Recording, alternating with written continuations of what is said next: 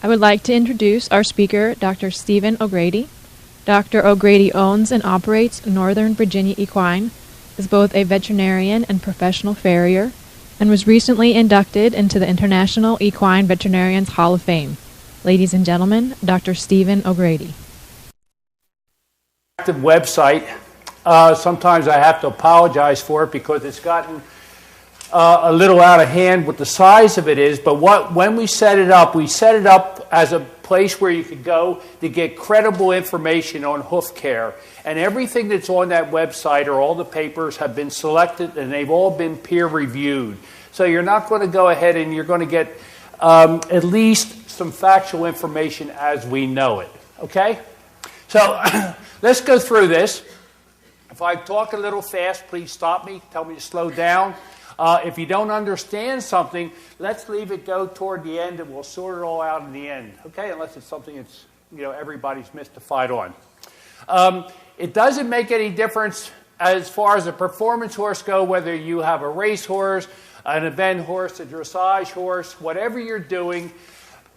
Your horse is never going to be at the top of his game. He's never going to perform at its best unless he has a good foundation. And a good foundation means a nice, healthy foot, okay? And half what makes veterinarians' practices run, or the biggest headache in competing or owning a performance horse, is equine lameness, okay? So I know I'm a little biased being a horseshoer, but I think the routine care you do on a horse's foot on a monthly basis is probably the most important thing you do to that horse, okay? Other than feed him.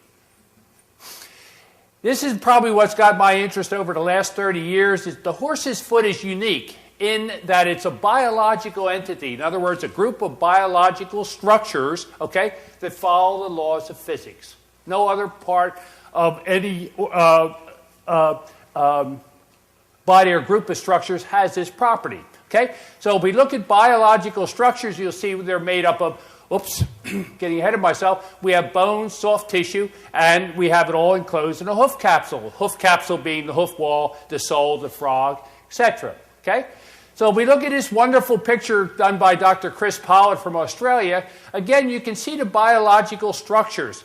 But from the start, what we're going to define right here is, if you look at that blue mark, okay, this is the distal end or the lower end of P2. That's your center of rotation.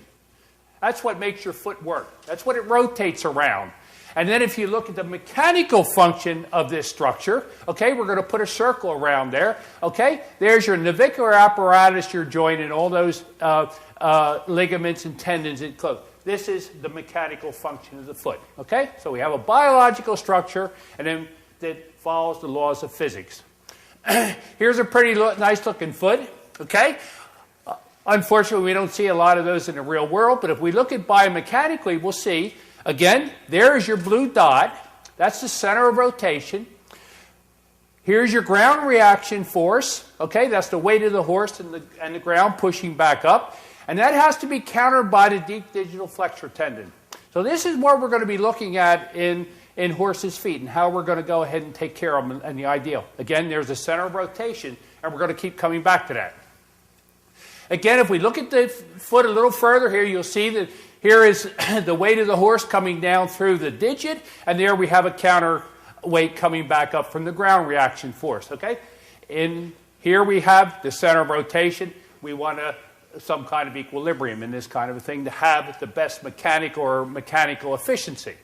Okay, so look at form. And form is the structure of the parts and the way they're arranged. Okay, another word for form would be anatomy. Okay? We'll make a definition here. If we look at the area here that's pink from the fetlock down to the ground, we're going to term this the digit. Okay? And if we look at the blue structure here and those structures that are contained within it, we're going to make that the foot. Okay? So the components of the foot, we have a horny component, we have a soft tissue component, and we have a bony component. The horny component is the bar, the wall, the sole, and the frog. Soft tissue component are your various coriums, and the coriums will term those will be growth centers. Okay, the digital cushion, ligaments, the deep digital flexor tendon, and a blood supply. If we look at the various coriums, again, these would be growth centers. Here in the coronary band, here is the corium for the periopal, the hoof wall, the lamella, the sole, and the digital cushion. Okay, this is where these structures grow from. And anything I'm going to take you through the foot here, all these structures that I'm going to show you, how they work together, they're all affected by what you do to the bottom of the horse's foot. In other words, farriery. Okay? The bony component is going to be the distal end of the second phalanx. The distal phalanx, or the coffin bone, or P3, however you want to term it, the navicular bone, and your lateral cartilages. Okay? So let's start off with a foundation. The proper name here, this is the proximal phalanx, the middle phalanx, and the distal phalanx, or P1, P2, P3.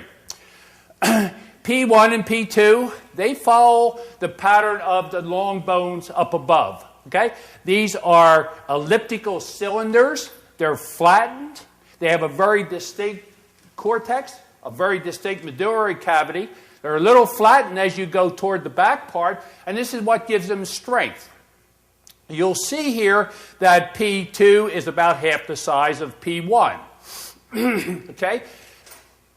P3, or the coffin bone, this is a really unique bone in that you can sort of compare it to the scapula in the horse. In other words, to the shoulder, because it only articulates on one end with another bone. On the bottom here, it's on the ground. It has no medullary cavity. It has no cortex. It's one solid bone. It would have to hold that much weight. And it's basically covered with soft tissue, that whole bone. Okay? No other bone in the body that acts like that. Let's look at it a little further. Oops. Again, before we go further, if you look at the alignment of these three bones, the digit, you'll see they're in a straight line. And if you deviate from this straight line, in other words, broken forward like a club foot, or broken backwards, you will see that it would change the relationship of the bottom of the bone with the ground. Okay? So if we have a straight line coming down the digit, your hoof pastern axis, it's going to keep this with a good relationship with the ground. Okay? All the weight bearing is going to be along the bottom rather than on the toe or on the heel. Okay? Right away, you'll see that we get into a little bit of a trouble here, or a little bit of a change, and a lot of people in the audience here don't realize this. Every horse, not just one here and there, the outside of P1 at the fetlock joint is going to be a little bit higher, and it's going to be a little bit longer than the inside. What does that mean? It means that the horse is going to have a propensity to land a little bit lateral first. Okay, before he comes over. And sometimes you need a slow motion camera to see it. If his conformation is such where the knee is turned out, it's going to be really exaggerated. Okay? And then if we look at the bottom up, you can see the outside. See the difference in the shape there compared to that. Okay?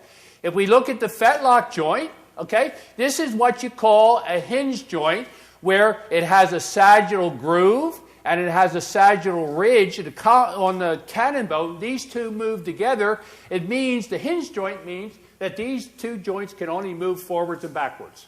Okay? They don't have side-to-side movement.